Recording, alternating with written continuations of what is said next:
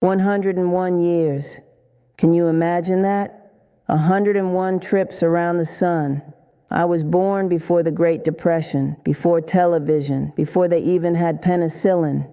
I've buried a husband, 2 sisters, and more friends than I care to count. I've seen empires fall and babies become grandparents. And in all that time, you know what I've never done? I've never taken a single prescription medication, not one. My name is Lucille Marie Thompson. And the last time I saw a doctor, he looked at my chart and then he looked at me and he said, "Ma'am, this can't be right."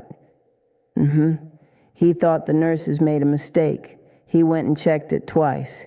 Because in his mind, a woman my age is supposed to be on 5, 6, 7 different pills. Blood pressure pills, cholesterol pills, pills for your bones, pills for your mood, pills to help you sleep, and then more pills to wake you up from the pills that made you sleepy. But not me. My medicine cabinet has got a toothbrush, some cold cream, and that's about it. Now, I'm not here to tell you that doctors are bad people. They're not. Most of them are trying to help. But somewhere along the way, we got confused. We started thinking that getting old meant getting sick, that every birthday was supposed to come with a new diagnosis and a new bottle of something. That's a lie. A comfortable lie, but a lie just the same. I'm here to tell you the truth. The same truth my grandmother knew, and her grandmother before her.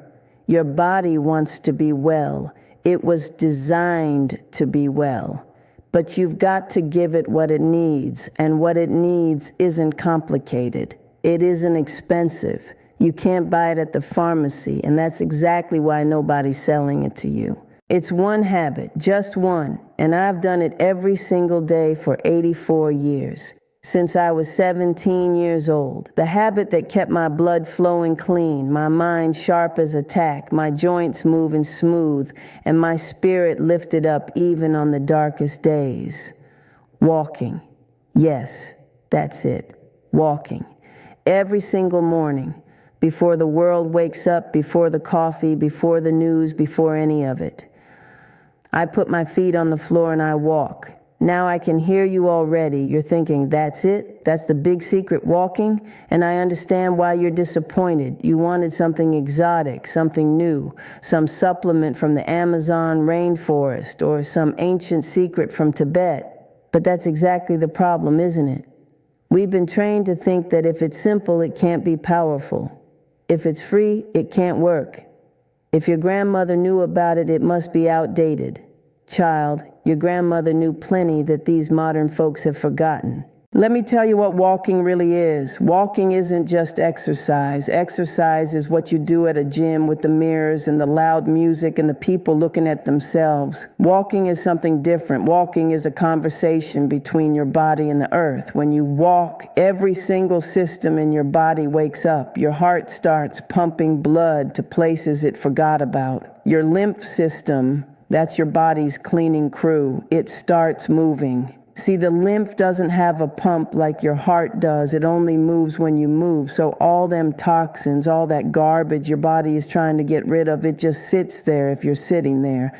But you start walking and suddenly everything starts flowing. Everything starts draining. Everything starts working the way it was designed to work. And that's just the beginning. When you walk in the morning, especially if you walk outside when the sun is just coming up, something happens in your brain. That morning light hits your eyes and it tells your whole body what time it is, sets your rhythm straight. They call it your circadian rhythm, fancy word for your body's clock.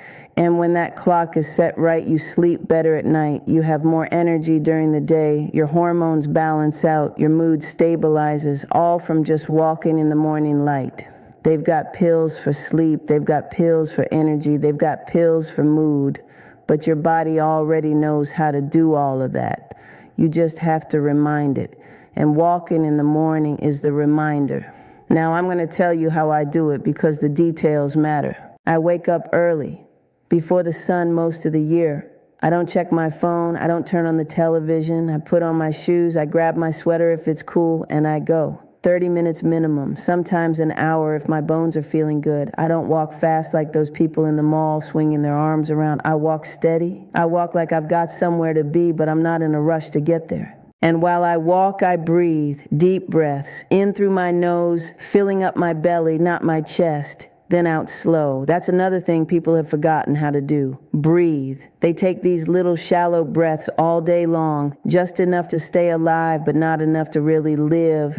When you breathe deep while you walk, you're flooding your blood with oxygen. You're telling your nervous system that everything is safe, that there's no tiger chasing you. You'd be surprised how many people walk around all day with their body thinking a tiger is chasing them. Stress, tense, heart racing. Their body is ready for danger that isn't coming. Deep breathing while you walk turns that off. My husband, God rest his soul, he didn't understand it at first. He'd say, "Lucille, what are you doing out there every morning? Come back to bed." And I'd tell him, "Henry, this is my medicine." He laughed at me, called me superstitious. But you know what? Henry was on 3 different pills by the time he was 65. Blood pressure, cholesterol, something for his joints. And I was on nothing. Nothing. He's been gone 23 years now, and I'm still here, still walking. Now people ask me, "But Lucille, what about when you're sick? What about when the weather's bad? What about when you just don't feel like it?" Listen to me carefully. I walk especially when I don't feel like it. That's when it matters most. You wake up feeling tired, feeling stiff, feeling like maybe today you'll skip it. That's exactly the day you can't skip it, because your body is asking for help. It's telling you something is stuck, and the only way to get it unstuck is to move. When I'm feeling under the weather, I don't walk as far, but I still walk, even if it's just 10 minutes around the yard. There's been maybe 5 days in the last 50 years where I didn't walk at all, 5 days. And on those days, I could feel it. My body missed it, craved it, like missing a meal, but worse. And the weather, baby, I've walked in rain, I've walked in snow, I've walked in heat that would melt the devil himself. You dress for it and you go. The body is more resilient than you think. It's all these conveniences that have made us soft.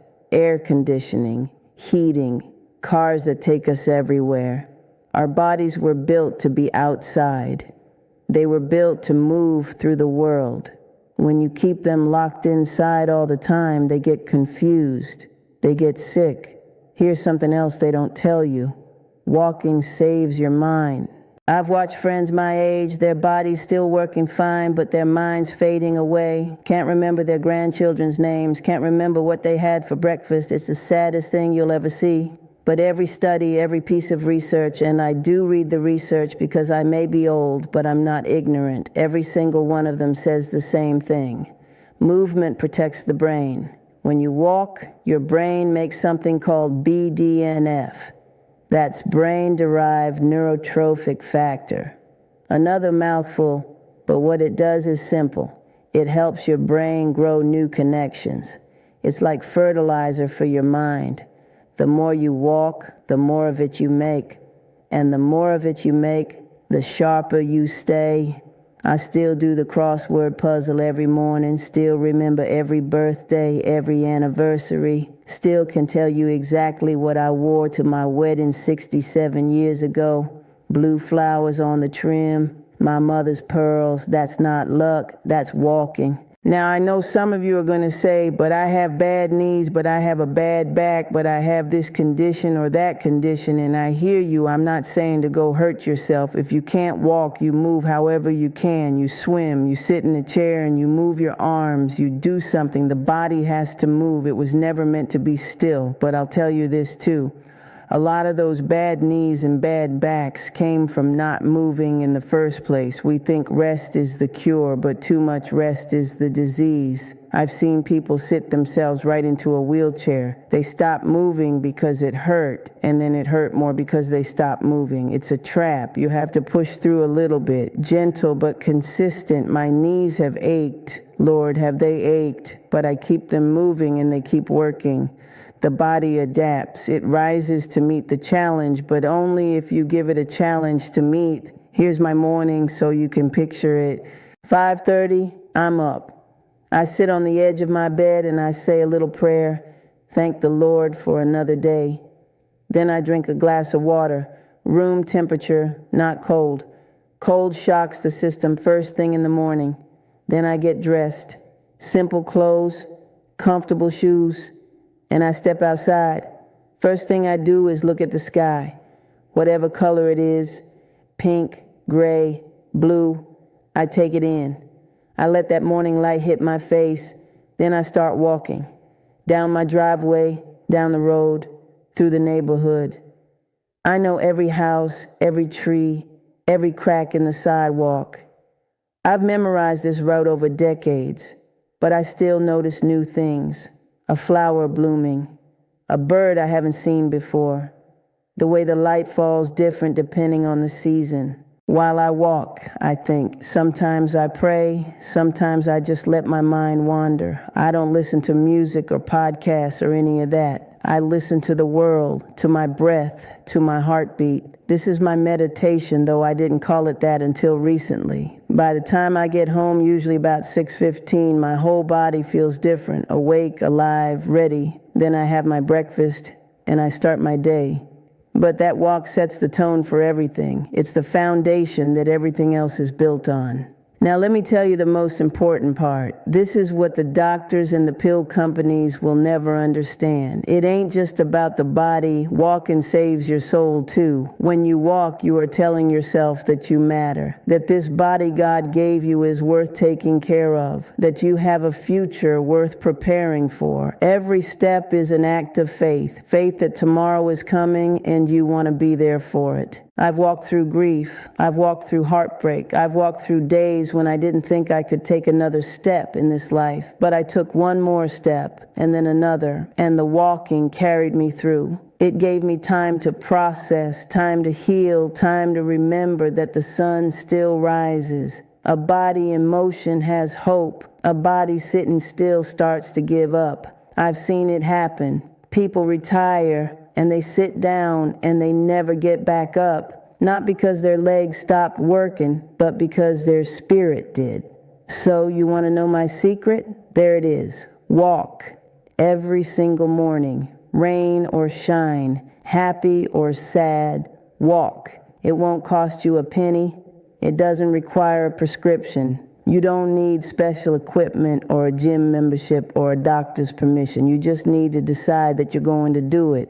And then do it again tomorrow and the day after that. 101 years, 0 medications. And every morning I still lace up my shoes and I go, you can do the same. You can start today. You can start right now. Go outside, take a walk, let the sun hit your face, let your lungs fill up, let your heart pump the way it was meant to pump, and maybe, just maybe, you'll put some of those pill bottles away for good. Now, if you'll excuse me, the sun's about to come up and I've got somewhere to be.